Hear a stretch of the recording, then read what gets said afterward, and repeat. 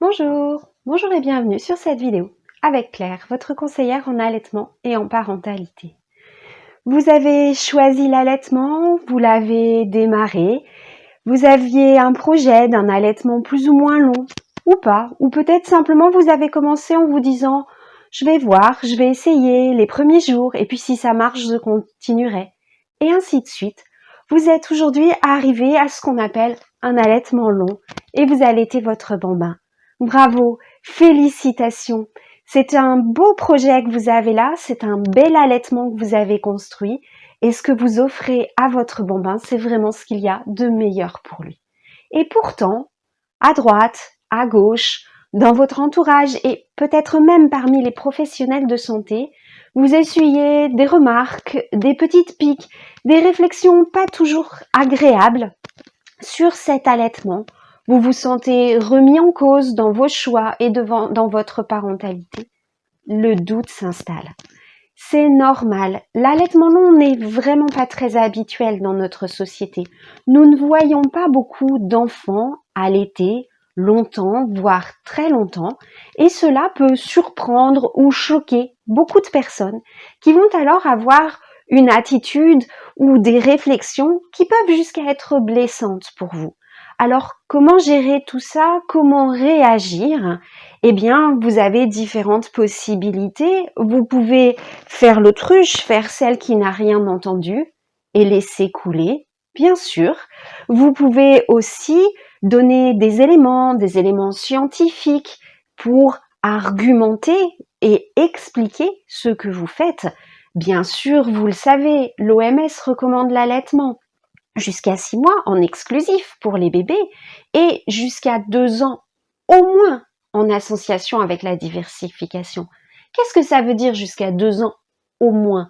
Ça veut dire que tout enfant, jusqu'à 2 ans, devrait manger et être allaité. Mais ça ne veut pas dire qu'à 2 ans, tout s'arrête. Non, ça veut dire que à partir de 2 ans, l'allaitement peut petit à petit s'arrêter en ce qu'on appelle un sevrage naturel.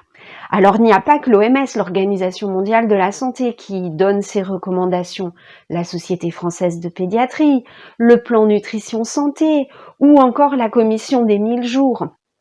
Tous ces organismes qui se penchent sur la santé des bébés et de leur maman, la santé physique mais aussi la santé psychique et émotionnelle, recommandent cet allaitement long.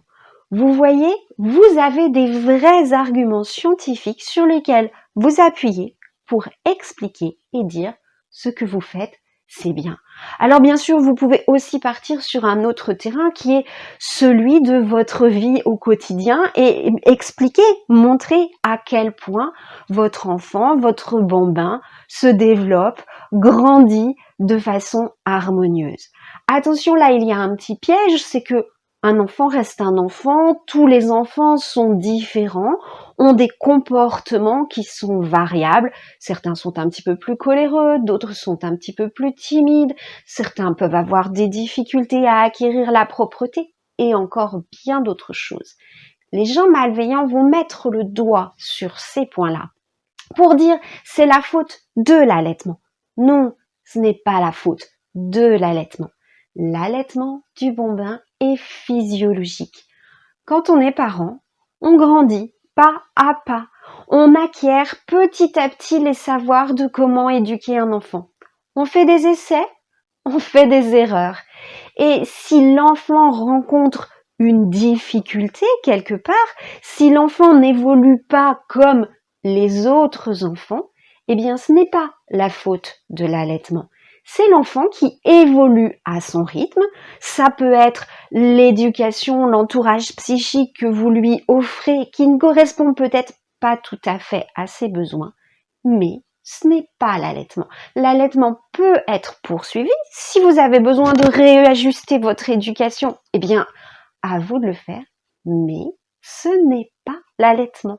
Il faut essayer de faire la différence, de décaler les deux et surtout d'orienter le regard autrement. N'oubliez pas, chaque enfant est différent, chaque enfant a son rythme de croissance, chaque enfant fait ses acquisitions. de façon différente.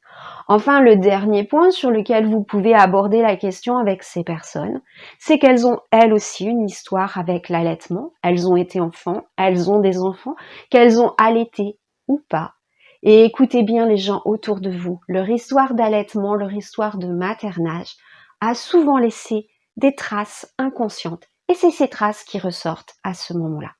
Alors vous voyez, il y a plein de façons d'aborder la question. On peut ne rien dire et laisser tomber. Finalement, ça ne regarde que vous et votre enfant. Le papa, bien sûr, aussi est concerné. On peut essayer d'être un petit peu plus pédagogique ou psychologue pour expliquer les choses. Faites-le comme vous le sentez, soyez en harmonie et en adéquation avec vous-même. Et puis, c'est la vie de chacun, c'est l'intimité de chacun. À chacun de construire son maternage, son parentage et donc son allaitement comme il le désire. J'espère que cette vidéo vous a été utile.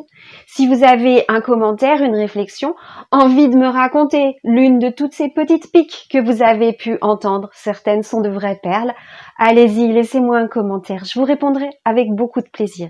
Et puis si vous voulez me suivre sur cette chaîne, savoir ce qui s'y passe, être prévenu lorsque je publierai une nouvelle vidéo, abonnez-vous. À bientôt, j'espère.